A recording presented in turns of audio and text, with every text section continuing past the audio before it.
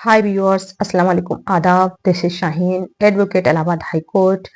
And आज जो मेरा टॉपिक है वो है, क्या ड्यूरिंग एलएलबी के हाई कोर्ट आना, कोर्ट को ज्वाइन करना ज़रूरी होता है? क्या पूरा टाइम अपना स्टडी पर ही देना चाहिए? स्टडी सिर्फ उसी पॉइंट्स पे करना चाहिए जो हमारे सिलेबस के लिए ज़रूरी है? क्या हमें कभी केस लॉ अगर नहीं पढ़ना चाहिए, जो लीडिंग केस लॉ है, जो day by day supreme court high court के आते रहते हैं? इन्हीं टॉपिक पर आज मैं बात करूंगी। आपको अगर वीडियो अच्छी लगे तो शेयर करें, लाइक करें एंड चैनल को सब्सक्राइब करें ताकि कोई भी वीडियो आए आपको सबसे पहले उसकी नोटिफिकेशन मिल जाए। और जो कंफ्यूजन है स्टूडेंट्स का कि क्या मुझे एलएलबी करने के दौरान प्रैक्टिस में आना चाहिए, कोर्ट को ज्वाइन करना चाहिए, जूनियरशिप में जूनियरशिप को ज्वाइन करना चाहिए, किसी के सीनियर के अंडर में काम करना चाहिए या नहीं करना चाहिए? तो जो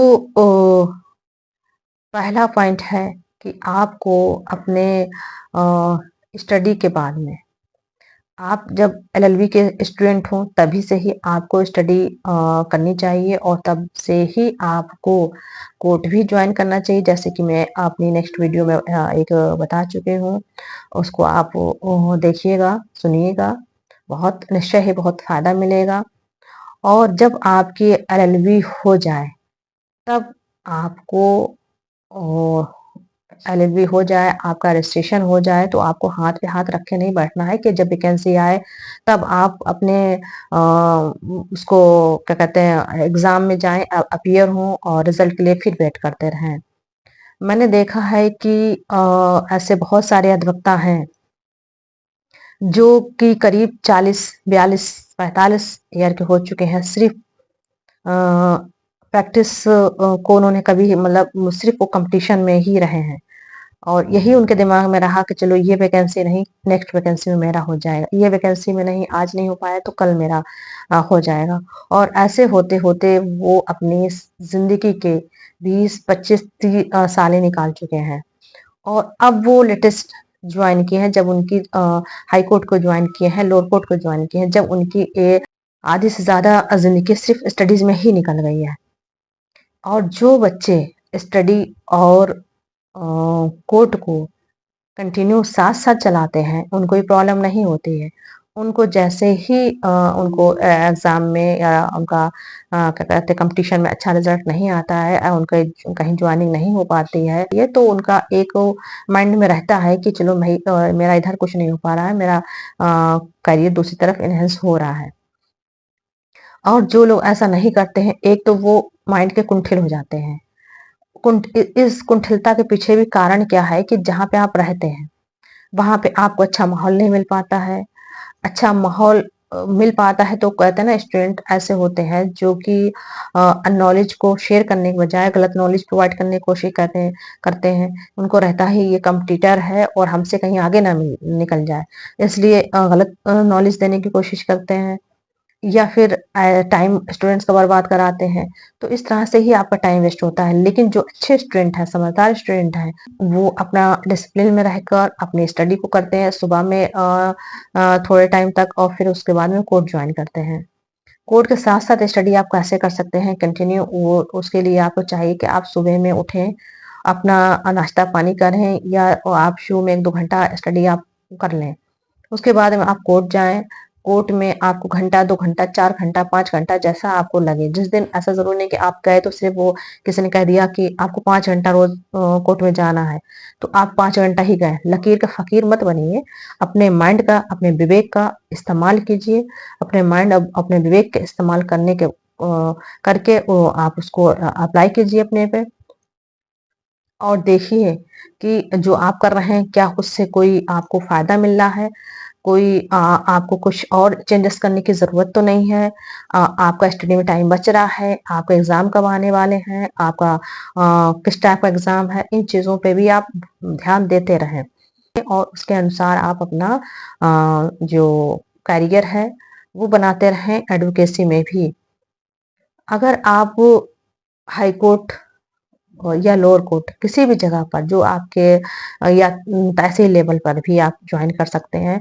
वहाँ पे भी जैसे बैनामा का काम है या फिर छोटी-मोटी और भी काम बहुत सारे रहते हैं। वो कोई एक दिन में नहीं सीखा जा सकता है। और वो कहते हैं ना, किराए के टट्टू बनकर भी मत बैठिए। तो आपको चाहिए कि आप during preparation of competition examinations आप अपनी स्टडी को अ, आपको अपनी एडवोकेसी की तरफ भी ध्यान रखना है। अब तो और ज़रूरी हो गया है रखना, क्योंकि अब वो मोस्टली ये हो रहा है कि 2 साल का प्रैक्टिस में एक्सपीरियंस होना चाहिए। 3 साल का जैसे कि हाई कोर्ट में अब मैंने देखा था, अभी लेटेस्ट नोटिस लगी हुई कि इलाहाबाद हाई कोर्ट में मैंने देखा था नोटिस लगी हुई कि 2 ईयर मतलब 2 ईयर का एक्सपीरियंस हो as a advocacy in lower court. इसी तरह से जुडिशरी में भी बहुत जगह ये मैंने सुना था कि रूल्स हैं कि 3 साल के एक्सपीरियंस होना चाहिए। पहले भी था कि इतना-इतना वक़ालत का एक्सपीरियंस होना चाहिए। जैसे एचजेएस एग्ज़ाम है, जिसमें ये रूल होता है कि आपके अब जैसे यूपीएचएस एग्ज़ाम इस साल जो 2024 में नोटिफ़िकेशन आई थी, उसमें भी था कि जो भी स्टूडेंट जनरल कैटेगरी में आते हैं, वो स्टूडेंट्स के कम से कम 30 वक़ालतनामा लगे हों, यानी उन्होंने 30 केस में कम कम से कम अपीयर हुए हों। 24 केसेस में अदर कैटेगरी के लोग अपीयर हुए हों। तो ये चीज़ें अगर आपकी पहले से फुलफिल रहती हैं, पहले से ये चीज़ें आप मेंटेन करके चलते हैं, तो आपको कोई प्रॉब्लम नहीं होती है। अभी जो 2024 की तो ये चीज़ें अगर आपकी पहले से फुलफिल रहती हैं, पहले से ये चीज़ें आप मेंटेन करके चलते हैं, तो आपको कोई प्रॉब्लम नहीं होती है। अभी जो 2024 की वैकेंसी आई थी, इसमें बहुत ही कम लोग फॉर्म इसी कारण भर पाए थे, क्योंकि उनके वकालतनामा ही नहीं थे। लेटेस्ट में मुझे इन्फॉर्मेशन मिली है, वो कहाँ तक सच है या कहाँ तक क्या है नहीं कह सकते, बट ये चीज़ है कि जो फर्जी एडवोकेट हैं या जो ऐसे एडवोकेट हैं जो रजिस्ट्रेशन तो करा लेते हैं, लेकिन वो किसी प्रॉपर्टी मामले में इन्वॉल्व हैं, या वो मतलब कोर्ट में आते ही नहीं हैं, या कोई अदर बिजनेस कर रहे हैं, लेकिन अपने आप को एडवोकेट बताते हैं, और जिसका कहीं ना कहीं कुछ लोगों का मिसयूज भी होता है। तो उस चीज़ को ख़त्म करने के लिए ये एक शायद इस टाइप का नियम आने वाला है कि जो लोग कम से कम साल में 10 या 15 केस लड़े रहेंगे, उन्हीं का ही लाइसेंस रहेगा, बाकी सबका लाइसेंस को रद्द कर दिया जाएगा। अब क्या होता है भविष्य में, वो तो आने वाले वक़्त ही बताएँगे, बट ये मुझे इन्फॉर्मेशन आज ही मिली है। और दूसरी चीज़ है, अगर आप एडवोकेसी में रहते हैं, तो आप या आप किसी की जुडिशरी में रहते हैं, कोर्ट कभी-कभी आते हैं, तो एज़ ए जज आपका सिलेक्शन होता है, तब आपको वहाँ प्रॉब्लम फेस नहीं करनी होती है। मुझे बहुत सारे ऐसे एडवोकेट मिलते हैं, कहते हैं कि कचहरी मेरे ऐसे अधिवक्ता हैं जिनको ये चीज़ नहीं पता, और ऐसे जजेस हैं जिनको ये चीज़ नहीं पता। वो अपना काम पूछते हैं हमसे कैसे क्या करना चाहिए, या जिनको नॉलेज नहीं होती है, वो दब के सहम के रहते हैं, अपना खुल के काम नहीं कर पाते हैं। और अगर आपके पास नॉलेज रहती है, आप कोर्ट का माहौल से पहले पहले से ही अवगत होते हैं, पहले से ही आप प्रैक्टिस की बारीकियाँ सीखे होते हैं, तो आपको एज़ ए जज काम करने में बहुत कम प्रॉब्लम होती है। यानी यूँ कह सकते हैं कि आपको प्रॉब्लम ही नहीं फेस करना पड़ेगी, क्योंकि आप वकालत की सारी चीज़ें आप जान रहे हैं। आप जो कचहरी का माहौल है या हाई कोर्ट का माहौल है, वो पहले से आप समझे हुए हैं। कैसे आर्गुमेंट किया जाता है, क्या रूल्स आर्गुमेंट के हैं, कहाँ से पहले पॉइंट उठाना चाहिए, एडवोकेट अपनी फाइल में, अपने केस में कहाँ से शुरुआत करते हैं, वो चीज़ें आपको पहले से ही पता रहेंगी। आप भी जब जानकार होंगे एज ए जज, आप जब वर्क करेंगे कोर्ट में, तब आपको वो चीज़ें पता रहेंगी। वो फाइल में आप भी वही से पॉइंट्स शुरुआत करेंगे, वही पॉइंट आप देखेंगे। आपको अपना काम करने में मज़ा आएगा। आप बहुत ही शांतिपूर्वक काम, बिना प्रेशर के काम कर पाएँगे।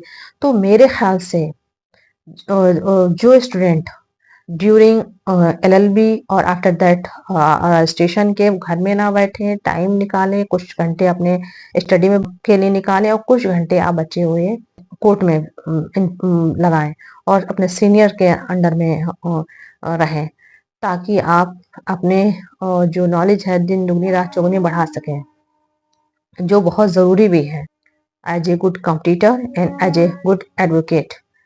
तो जो लोग इस चीज़ को करेंगे, वो निश्चय ही सफल होंगे, अच्छे जज, अच्छे अधिवक्ता बन पाएँगे। और वक़्त जब निकल जाता है, तब ये चीज़ें आप अगर करेंगे, तो आपको कोई फ़ायदा नहीं मिलने वाला है। सिवाय आप टेंशन के, डिप्रेशन के।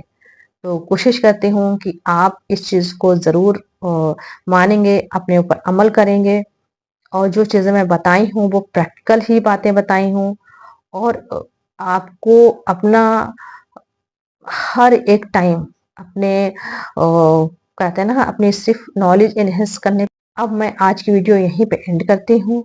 अगर किसी अदर पॉइंट पे आपको कोई नॉलेज चाहिए हो तो मुझे ज़रूर कमेंट करें। मैं कोशिश करूँगी कि आपको अगर किसी अदर पॉइंट पे कोई भी लीगल एडवाइस चाहिए हो तो कमेंट करें। मैं उसका कोशिश करूँगी जल्द से जल्द रिप्लाई करूँ। और अगर वीडियो अच्छी लगे तो मैं फिर कहती हूँ वीडियो को शेयर करें, लाइक करें एंड चैनल को सब्सक्राइब करें। तब तक के लिए चलती हूँ। अल्लाह हाफिज़। जय हिंद।